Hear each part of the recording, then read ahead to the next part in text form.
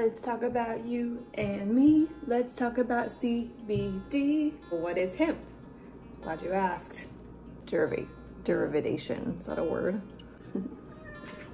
Coming at you live from my kitchen nook here in sunny Los Angeles. It is actually 85 degrees today and we do not have air conditioning, which is not totally uncommon in LA. So I'm turning off my fan to record this video. You're welcome. My name is Lauren. Welcome back to my channel, Elements of Style, where I talk about fashion, beauty, travel, and even some food.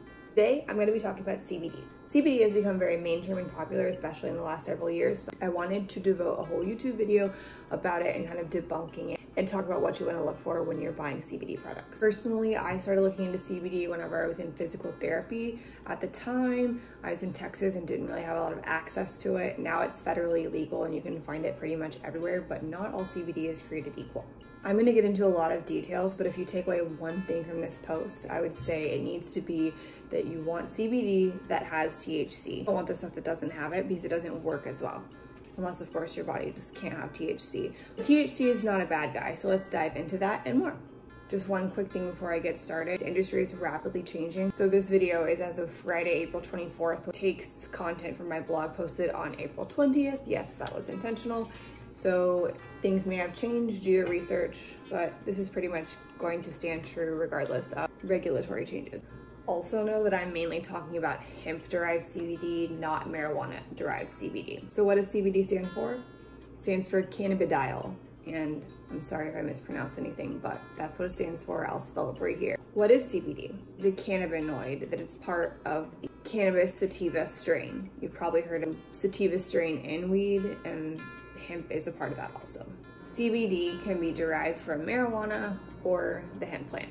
And you're probably like, what is a cannabinoid? A cannabinoid is just a primary active compound and your body produces their own as well.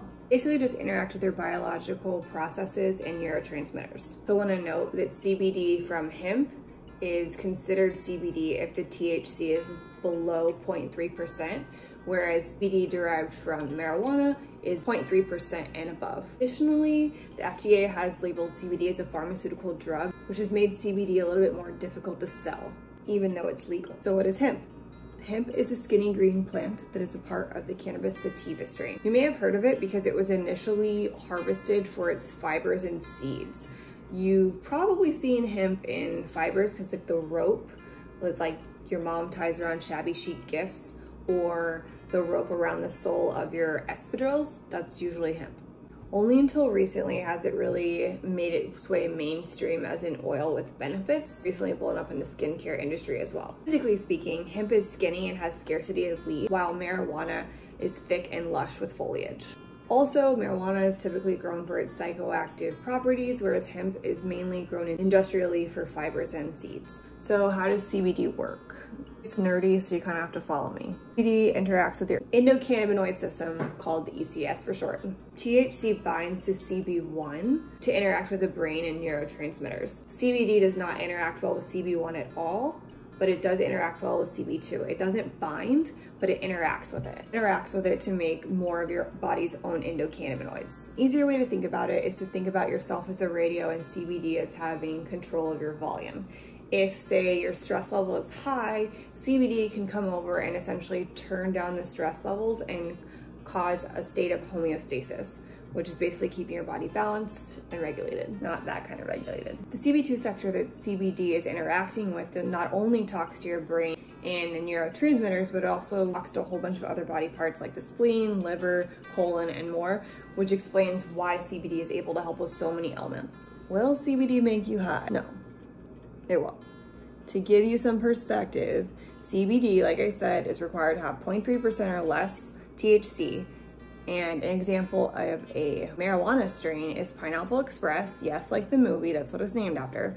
But the THC percentage in Pineapple Express is 24%. So you get high from something like 24%, not from something that's like 0.3%. Is CBD addictive? No, there have been no studies to show that it's addictive. It's actually been used as a great alternative to opioids because there's way less side effects and no addiction. Will CBD show up on my drug test? This is the most common question that I think is asked, and no one can give a straight answer for it. I kind of understand why, because if you gave a blanket statement, it just wouldn't work for everyone. But They can't say it won't show up, but it could show up. You're having THC in your body. Depends how your body metabolizes it. No real answer about how long it stays in your system. Some studies say it stays in your system up to 5 days after you've taken it. Other studies say it could be weeks before your body doesn't show any signs of THC. So if you're worried about a drug test coming up, I would just stop taking CBD. They also have THC tests. You can get over the counter and you can take one at home yourself before you take a drug test to kind of see what's gonna show up. Also, we're obviously talking about CBD from hemp and not from marijuana, because I think you know that the marijuana is gonna show up on your test. So what to look for in your CBD products. This is important when you're shopping around. Number one, you obviously wanna know what your CBD is derived from. You wanna know if it's from marijuana or hemp. I go for hemp, do whatever you want. Number two, you want to know where it was grown and how it was grown. So I look for USA sourced hemp that is sun grown and organic. FDA has regulated the use of organic in selling hemp, so you find that USDA certification seal on your products.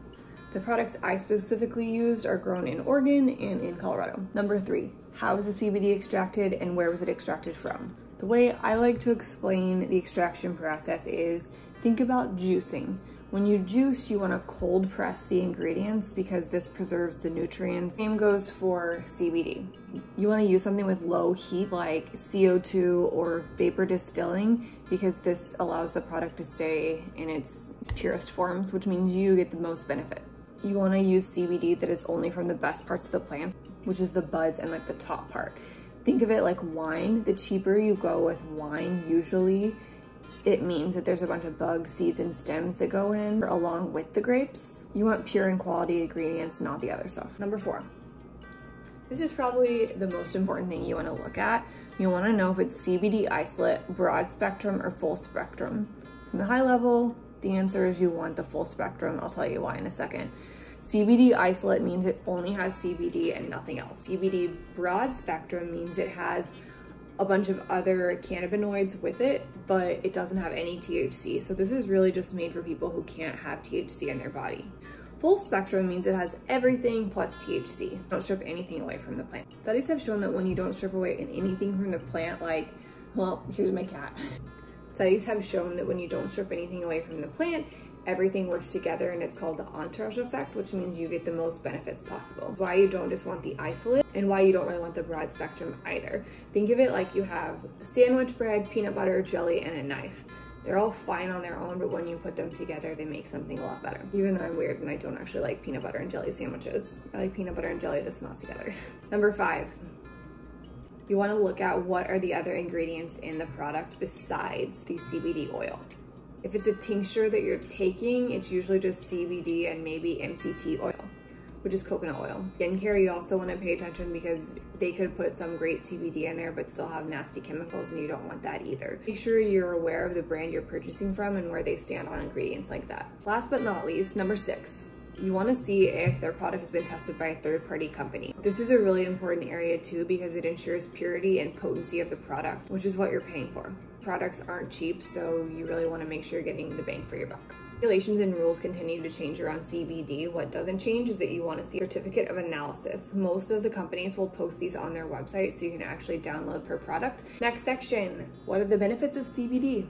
This is different for every person because every body is different, but there's a pretty long list of things that most people feel benefit them when they take CBD. Aids sleep, clears acne, reduces anxiety, relieves pain, diminishes inflammation, regulates mood. They're still coming out with more benefits, especially looking at benefits with specific diseases like Parkinson's, Alzheimer's, and MS. Some studies are even showing that CBD is helping promote bone growth, which helps decrease downtime when you break a bone. So what are some good CBD products? CBD can be taken orally, inhaled, or even smoked.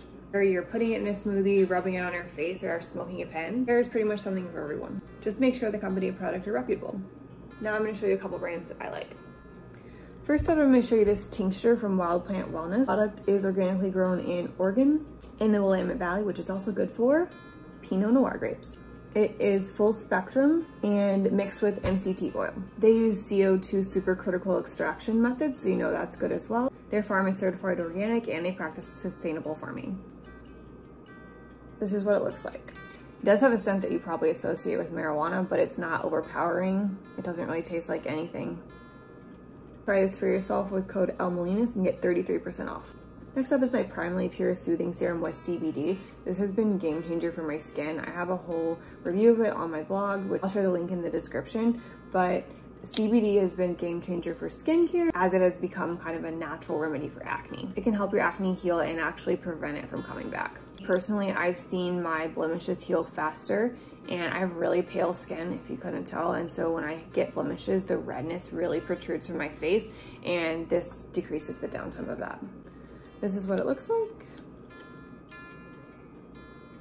And as far as the scent goes, it's really woodsy. It doesn't smell like CBD or what you would associate with weed at all. I know that natural products are sometimes hard for people to get used to the scent because it's not this like fruity, artificial fragrance. All to say it doesn't bother me at all, but if you're new to natural products, it might take getting used to, but it's fine. It doesn't smell like weed. If you don't like the scent of it, it's not because it smells like weed. They actually make a version of this without CBD and it smells pretty much the same. Just something to note when you're trying something out, like a tincture that you're ingesting. Don't ingest this, by the way, but when trying out a tincture, you want to start out low and slow with dosing and gradually increase the amount that you're taking. So if you just want to use it on a more as needed basis, the CBD products typically last 1 to 2 years, so they're not just gonna go bad next week or anything like that. So, do you like CBD? Do you have a favorite product that I should try? Let me know. I'm gonna link my blog post with all of the details I talked about in this video, along with my review of this skincare product and a couple other articles that I like. Thank you for watching my video and stay tuned until next time. You can follow me on my Instagram at ELMELINUS and on my blog elementsofstyle.com. Thanks so much for watching. If you enjoyed this video, be sure to hit a thumbs up and subscribe. Thanks, y'all.